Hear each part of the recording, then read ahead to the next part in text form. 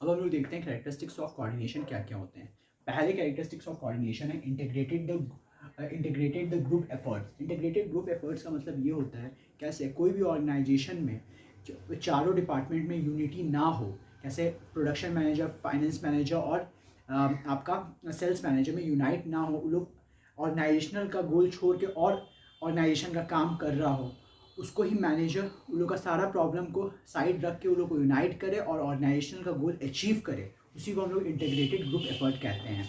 कैसे the coordination unifies the unrelated and diverse the interest into the purposeful work activity is known as integrated group effort. जो मैंने समझाया वही लिखा हुआ है।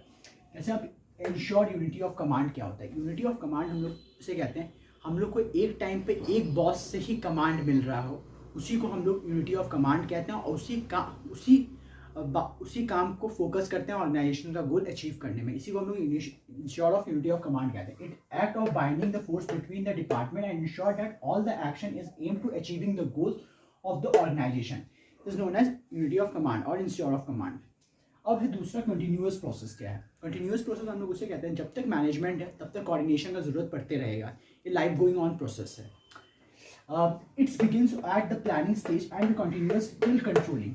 प्लानिंग स्टेज से ये बिगिन होता है और कंट्रोलिंग तक ये चलता है, वहाँ तक हम लोग कोऑर्डिनेशन का चलता है। ऑल पर्पसेस, कोई भी डिपार्टमेंट हो, सब जगह हम लोगों को कोऑर्डिनेशन का ज़रूरत होता है, या हॉस्पिटल्स हो या कोई भी बिजनेस हो या कुछ भी हो, हम लोग को सब जगह कोऑर्डिनेशन की ज़रूरत होती है, इसीलिए इसको हम लोग ऑल परवेसिव कहते हैं। Coordination is required at all the levels of management due to the interdependence of the activities and various department.